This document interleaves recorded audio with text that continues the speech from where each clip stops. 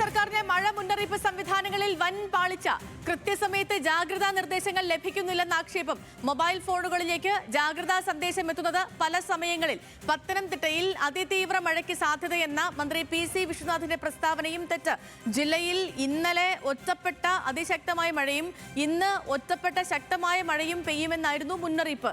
എന്നാൽ നൽകിയത് സ്വാഭാവിക മുന്നറിയിപ്പെന്നാണ് IMDയുടെ വിശദീകരണം. തിരുവനന്തപുരത്ത് നിന്ന് സനിസ ശോഭാചന്ദ്രൻ നമുക്കൊപ്പം ചേരുന്നുണ്ട്.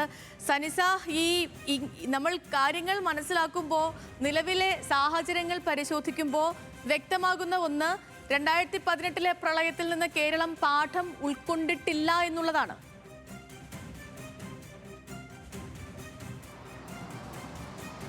അതേ സേതു, അങ്ങനെ തന്നെ പറയാം. 2018 പ്രളയത്തിൽ നിന്ന് ഒട്ടും മുന്നോട്ട് പോയിട്ടില്ല, സംവിധാനങ്ങളും മുന്നോട്ട് പോയിട്ടില്ല, സർക്കാരും മുന്നോട്ട് പോയിട്ടില്ല എന്ന് തന്നെ വേണം പറയാൻ. ഇവിടെ കൃത്യമായ ഏകോപനത്തിലെ വീഴ്ച ഉണ്ട് എന്ന് തന്നെ പറയാം. ഇന്നലെ PC വിശ്വനാഥ് മന്ത്രി, പത്തനംതിട്ടയുടെ ചുമതലയുള്ള മന്ത്രി പറയുകയുണ്ടായി, മിന്നൽ പ്രളയത്തിന് സാധ്യതയുണ്ട് എന്ന് പറയുകയുണ്ടായി. എന്നാൽ ഇത് നമ്മൾ IMDയിൽ അന്വേഷിക്കുമ്പോൾ അത്തരത്തിലൊരു സാധ്യതയെ അവർ തള്ളുകയാണ് ചെയ്യുന്നത്. കൂടാതെ തന്നെ അവർ പറയുന്നു, ഇത്തരത്തിൽ ഒരു മെസ്സേജ് പൊതുവെ IMDയുടെ റിപ്പോർട്ട് വരും, വൈകുന്നേരം ആകുമ്പോഴേക്കും അന്നത്തെ കാലാവസ്ഥയുമായി ബന്ധപ്പെട്ട റിപ്പോർട്ട് വരും. എന്നാൽ അതിൽ ഈ മിന്നൽ പ്രളയത്തെ കുറിച്ച് ഉണ്ടായിരുന്നില്ല. അപ്പോൾ സ്വാഭാവികമായിട്ടും ഈ അലേർട്ടുകൾ നൽകുന്ന സമയത്ത് മിന്നൽ പ്രളയത്തിന് സാധ്യതയുണ്ട്, ഉരുൾപൊട്ടലിന് സാധ്യതയുണ്ട്, മലവെള്ളപ്പാച്ചിലിന് സാധ്യതയുണ്ട്, അത്തരത്തിൽ നൽകുന്ന ഒരു സ്വാഭാവിക മുന്നറിയിപ്പായിട്ടാണ് നൽകിയത് എന്നാണ് അവർ പറയുന്നത്. അതും ഇത് മെസ്സേജ് വഴിയാണ്, ജനങ്ങളിലേക്ക് നേരിട്ട് ഈ സന്ദേശം എത്തുന്ന രീതിയിൽ IMDയുടെ മെസ്സേജുകൾ വഴിയാണ് ഇത് ജനങ്ങളുടെ ഫോണിലേക്കൊക്കെ പോയിട്ടുള്ളത്.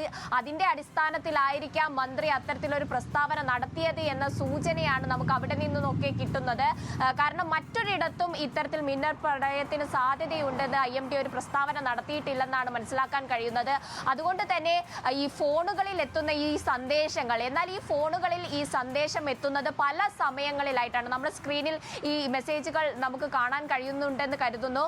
ഈ പല സമയത്തിൽ ചിലവരുടെ ഫോണിൽ 2 മണിക്കാണ് ഈ മെസ്സേജുകൾ എത്തുന്നത്, 5 മണിക്കാണ്. എങ്കിൽ പോലും ഇത്തരം ഒരു അലേർട്ട് ജനങ്ങളിലേക്ക് നൽകുന്നുണ്ടെങ്കിൽ പോലും, അത്തരം സംവിധാനത്തിലേക്ക് നൽകുന്നുണ്ടെങ്കിൽ പോലും പല സമയങ്ങളിൽ ഈ മെസ്സേജുകൾ, അലേർട്ടുകൾ എങ്ങനെ എത്തുന്നു എന്നത് തന്നെ ഒരു സംവിധാനത്തിന്റെ ഒരു പാളിച്ചയായിട്ട് വേണം കരുതാൻ. കൂടാതെ IMD ഈ ഒരു ഇത്തരത്തിലൊരു മിന്നൽ പ്രളയ സാധ്യത ഇന്ന് നിലനിൽക്കുന്നില്ല, ഇന്ന് രാത്രി അത്തരത്തിൽ നിലനിൽക്കുന്നില്ല എന്ന് പറയുന്നു. മന്ത്രി അപ്പുറത്ത് ഇന്നത്തെ ദിവസം വലിയ ക്രൂഷ്യലാണെന്ന് പറയുന്നു. അങ്ങനെ ജനങ്ങളിൽ ഒരു അനാവശ്യമായിട്ടുള്ള ആശങ്ക ജനിക്കുന്നുണ്ട്. പക്ഷേ അവിടെ ഒരു നിർദ്ദേശം ഉണ്ടാകുന്നില്ല, എന്ത് ചെയ്യണം എന്നിട്ടുള്ള ഒരു നിർദ്ദേശം ഉണ്ടാകുന്നില്ല. കൂടാതെ തന്നെ ഒറ്റപ്പെട്ട ശക്തമായ മഴയ്ക്കും അതുപോലെ തന്നെ ഒറ്റപ്പെട്ട അതിശക്തമായ മഴയ്ക്കുമുള്ള മുന്നറിയിപ്പാണ് അവിടെ നൽകിയിരുന്നത്. എന്നാൽ അതിതീവ്ര മഴയ്ക്കുള്ള മുന്നറിയിപ്പ് ഉണ്ട് എന്ന തരത്തിൽ പറയുന്നു. എന്നാൽ ഇതിനൊന്നും ഒരു ഭീതി പരത്തുന്ന രീതിയിൽ പ്രസ്താവനകൾ നടത്തുന്നു, എന്നാൽ നിർദ്ദേശങ്ങൾ ജൂലൈ 31 രാത്രി 10 മണിക്ക് കാലാവസ്ഥാ വകുപ്പ് 7 ജില്ലകളിലാണ് ഓറഞ്ച് അലർട്ട് നൽകിയിരുന്നത്. ഈ ഓറഞ്ച് അലർട്ട് പിന്നീട് റെഡ് അലർട്ടായി മാറുന്നത് ഒരു വെളുപ്പിനാണ്. വെളുപ്പിന് 1 മണി അടുപ്പിച്ചാണ് അത് റെഡ് അലർട്ടായി മാറുന്നത്. ആ സമയത്തേക്കൊന്നും ആളുകളിലേക്ക് മെസ്സേജ് എത്തില്ല, അല്ലേ?